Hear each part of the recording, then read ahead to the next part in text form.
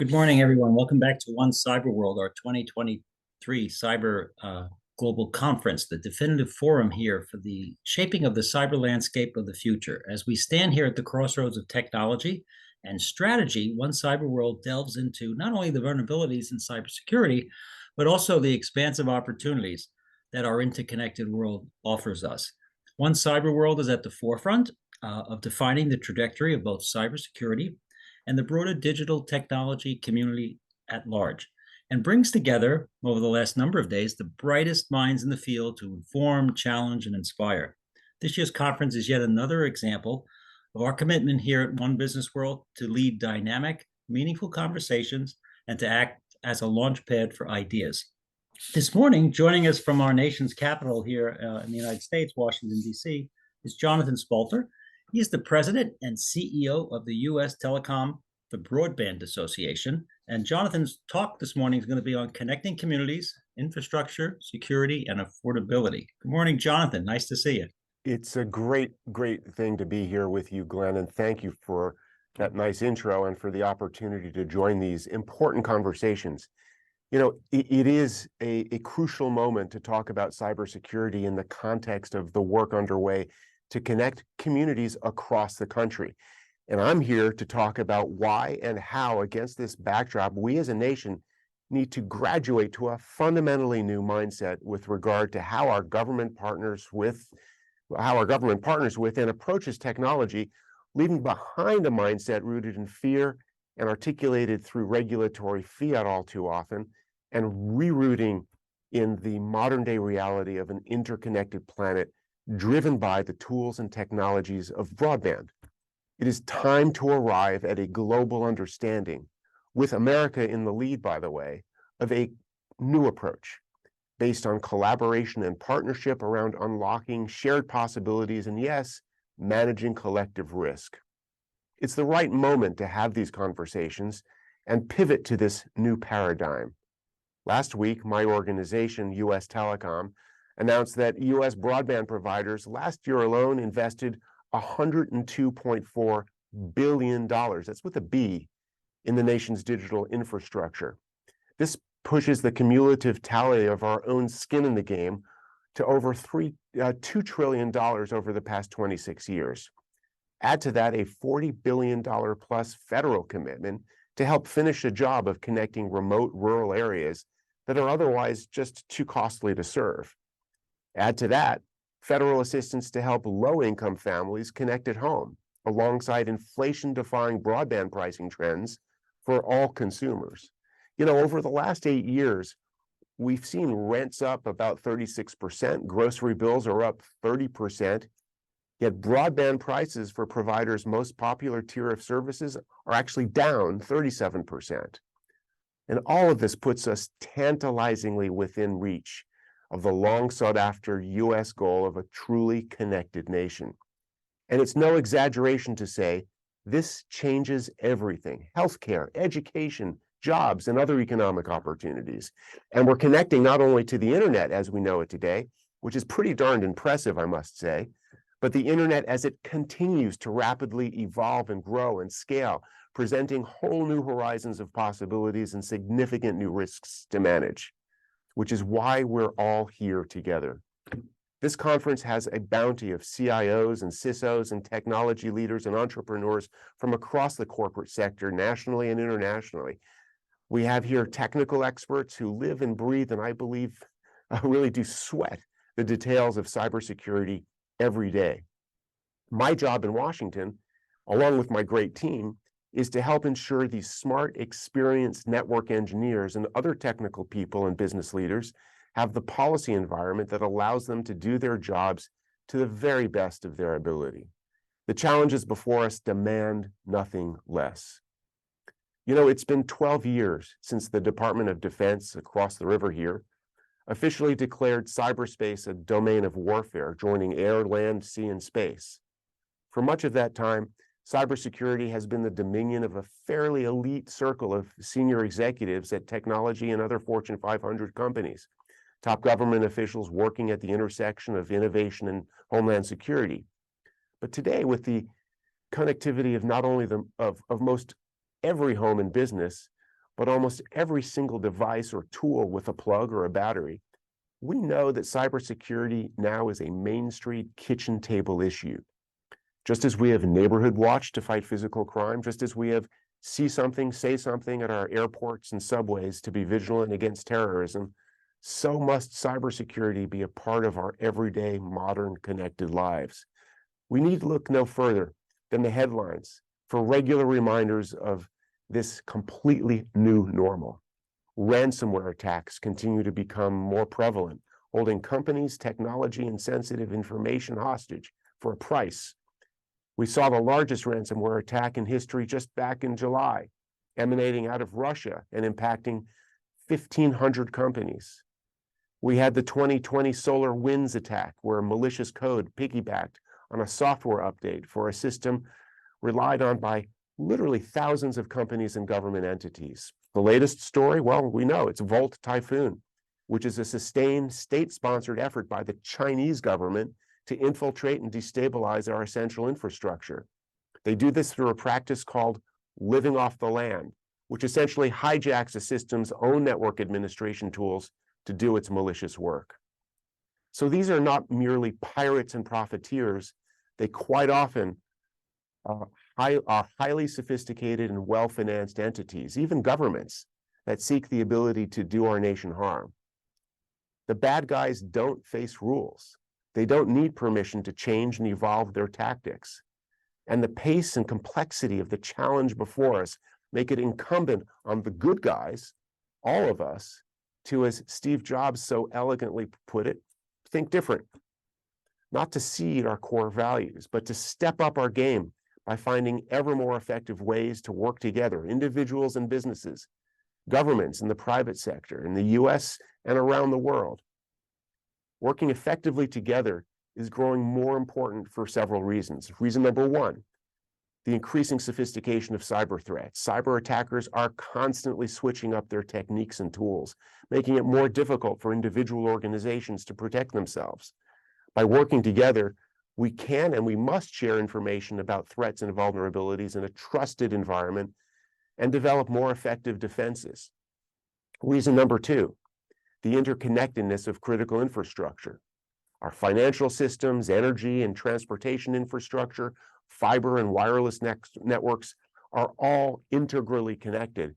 And this is what's driving so many of the opportunities and progress, but it's also making us more vulnerable to cascading failures. As we've seen, cyber attacks on one system can and often do impact others, causing widespread disruption. Our response must be interconnected as well. Reason number three, global scale. We all learned this lesson during the pandemic when circumstances halfway around the world impacted the supply chain here at home. Cybersecurity is not just a national security issue, but a global security issue, which requires every strong alliances to be formed to protect everyone. And reason number four, it's likely the reason that we'll define this next chapter of technology's progress is the really intense compression of innovation cycles driven in large part by generative AI. The opening of this particular Pandora's box introduces an entirely new level of urgency due to the dramatically altered pace of generational advancements in the network space. In the wireless arena, as a comparison, it has taken decades to advance through each generation of service, from 1G to 2G, 3G to 4G to 5G, and beyond. Across all areas of innovation, AI generative capabilities are now being measured in years, and offensive and defensive AI-based cybersecurity applications are now being measured just in months and even weeks. The question that's raced to the heart of many cybersecurity policy discussions here in Washington and around the world is, how do we all adapt? It's a pressing challenge, and it's a pressing challenge which we really have to think about whether the old ways of doing things, the old methods of protecting our people and our economy, whether they naturally graft on today's more complex and rapidly evolving security threat matrix. Fortunately, a model has taken shape in recent years for thinking wisely, cogently, and effectively in shaping rules of the road when it comes to cybersecurity. It's one built on the shared conviction that a strong partnership between industry and government, one rooted in continuous collaboration, the trusted exchange of information and best practices, and where all parties are working shoulder to shoulder as committed allies, is far more effective than a rigid regulatory mandate approach that moves slowly and evolves rarely. If our collective aim is to create a practical, appropriate environment for outcomes that serve public interests, then we can and must evolve to embrace different avenues and different paradigms as we adapt, just like Darwin's early vertebrates, to a fundamentally changed environment. Fortunately, this has been widely understood by all stakeholders for years. The Cybersecurity and Infrastructure Security Agency, CISA, at the Department of Homeland Security, calls partnership and collaboration, quote, the foundation and lifeblood of their work, producing a team environment where two-way information sharing of critical threat information, risk mitigation, and other vital information and resources is quick, seamless, and actionable. Their website goes on to note, again, their words, not mine, although I heartily agree, that, quote, partnerships between the public and private sector that foster trust and effective coordination are essential to maintaining critical infrastructure security and resilience. Yet amid mounting attacks from foreign enemies and criminal enterprises and the dramatic acceleration of generative AI, we are now seeing new questions from within government reactivating what should be a closed debate. Do we continue to build on the partnership construct between industry and government, or do we risk rising, or do we actually face rising risks that require a more rigid regulatory regime? In that answer, I fundamentally believe lies our collective victory or defeat. And to be clear, these are not individuals in government who have changed their point of view. These are competing camps within government itself. On the one side, we have the partners we have worked with side by side around the clock for literally years, in the intelligence community, in commerce, in communications and technology. We have statements affirming the importance of partnership. Then we have the increasingly frequent buzzing of the tower. For example, in the early days of the Ukraine conflict, the White House, with the very best of intentions, they were concerned about potential cyber attacks here at home in retaliation for US leadership in opposing Russian aggression, wrote a letter to all 50 state governors. Among the many very reasonable and constructive suggestions included in that letter was a suggestion that they consider imposing their own state-level cybersecurity standards on critical infrastructure. Now, we agree in part that regulations may be necessary in establishing basic hygiene, but we have to be explicit that our bias needs to lean towards cooperation before regulation. It's an old trope to say that government doesn't keep pace with technological change. This is changing in part because government is becoming populated with individuals who have experience in tech and engineering. This is hugely positive for the nation's cyber defense, but it reinforces rather than alters the fundamental reality that overregulation is not the logical response to what we're seeing come online. Indeed, pressing undo on the partnership model and recovering the old command and control version of the government industry dynamic could be the equivalent of unilateral disarmament in the cyber arena. We must avoid that. The current policy debate around internet routing security illustrates this tension.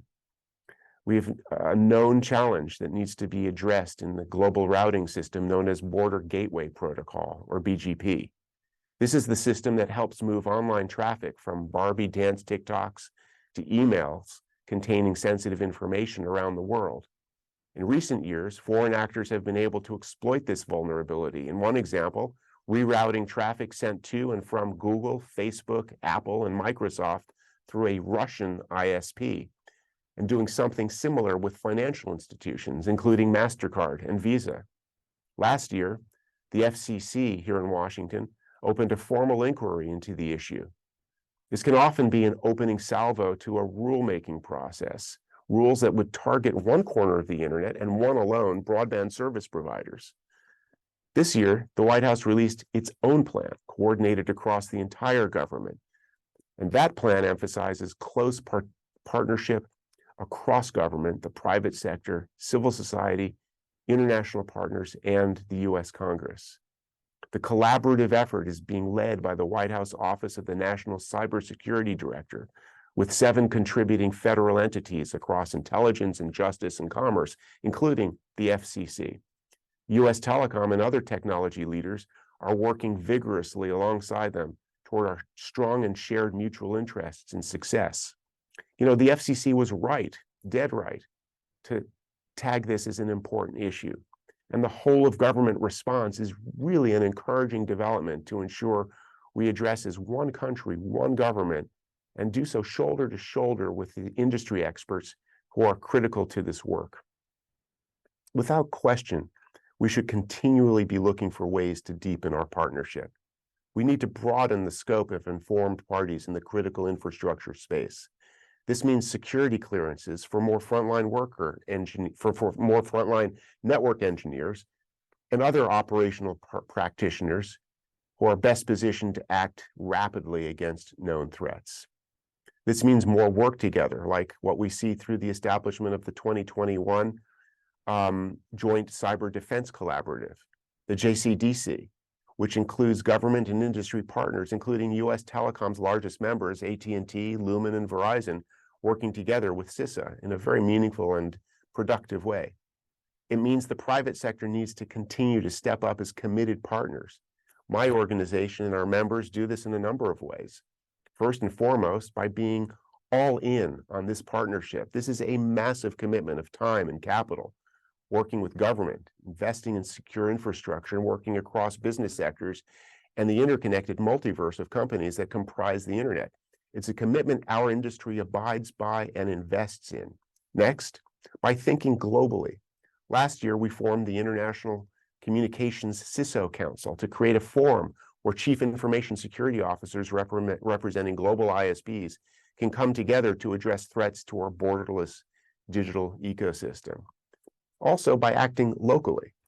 We recently released our cyber culture report, sharing best practices and strategies for small and medium-sized businesses.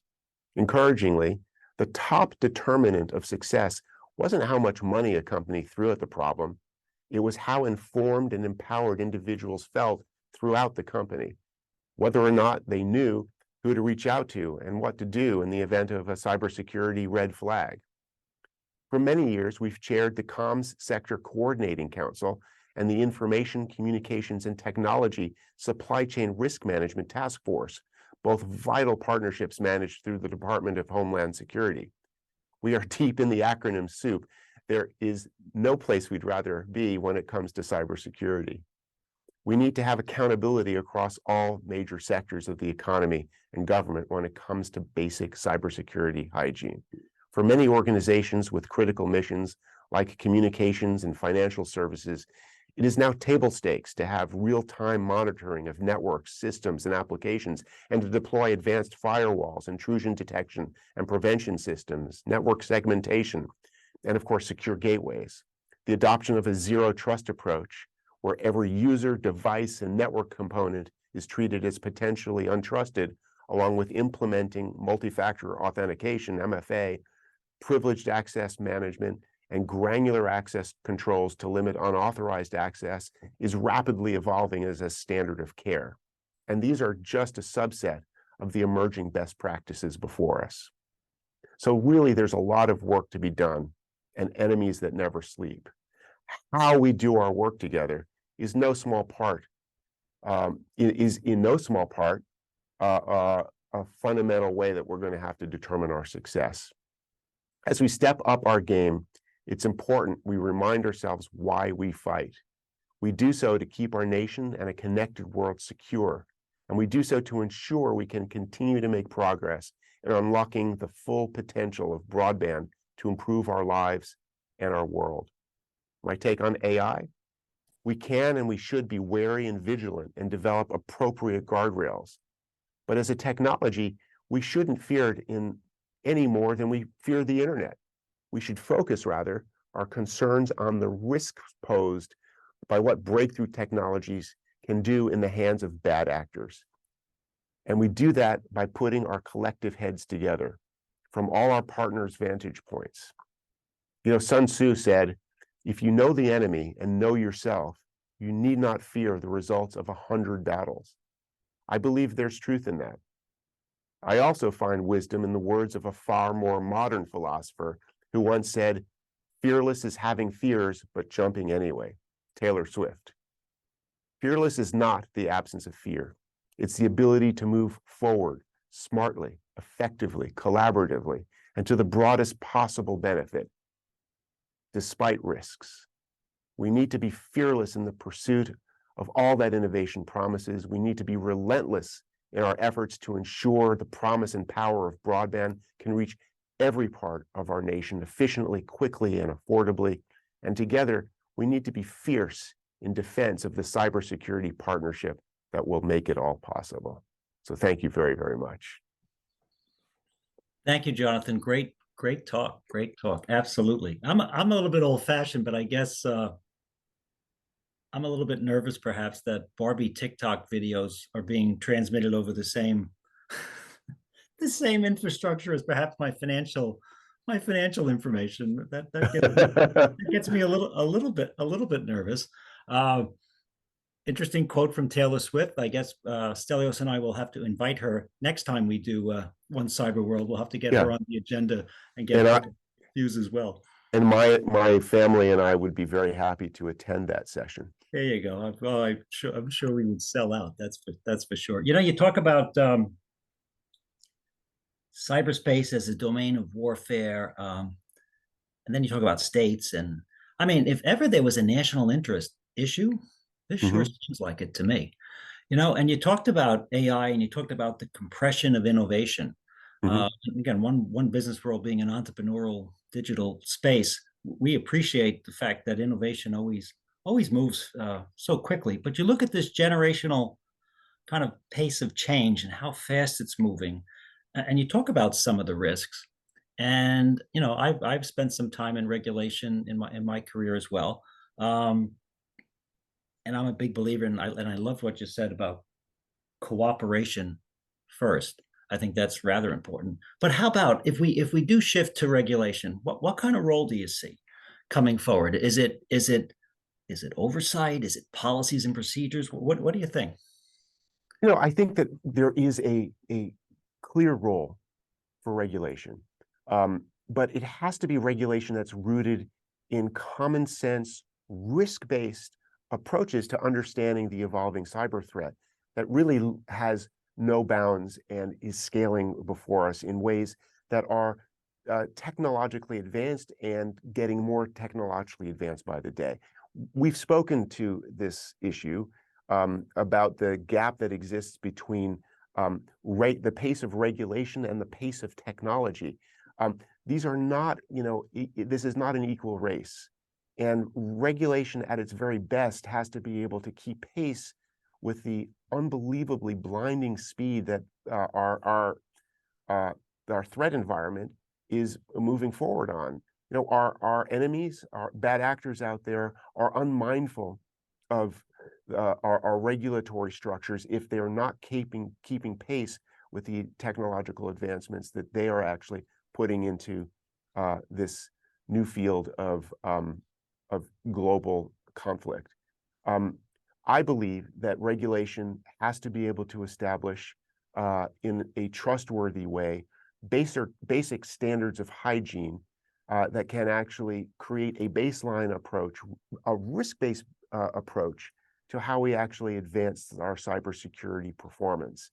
What we should not, however, yield to unfortunate impulses that would replace cooperative, collaborative, partnership-based industry working closely with government approach, approach, and a paradigm that guides that with regulatory fiats or mandates or prescriptive approaches to actually how we should manage this technological future that we will be confronting in the cybersecurity space. And if we can actually, stand on our convictions of really putting partnership before regulatory fiat, I think we stand a much better chance of advancing our collective security interests against a wily and determined set of enemies that are out there in the cybersecurity landscape. No, that's a great point, because clearly the bad guys aren't going to be asking for permission, right? No. Nobody's going to be raising their hand and say, "Oh, I see I may be violating, Rule 7 here. Let me move along." Mhm. You think about the interconnectedness of all that goes on here for us, right? And you think about Mhm. uh, and you go back to the concept of domain of warfare, and you think of all of our infrastructure, whether it's you think of like Hoover Dam or Mhm. energy grids and all of that, and how through the Internet of Things now, seemingly, you could, oh, I forgot to turn that on, I forgot to turn that off. You just have the ability to do that. How about from a security standpoint on the Internet of Things? Has that gotten too far away from us, or is there still plenty of time to make sure we've got the right, to use your word from earlier, guardrails up? I think that there's good news here to report. That those guardrails are being not only established with good engineering and good vision, but with solidity and certainty. Just recently, the FCC announced a new labeling program, which will educate consumers about IoT security.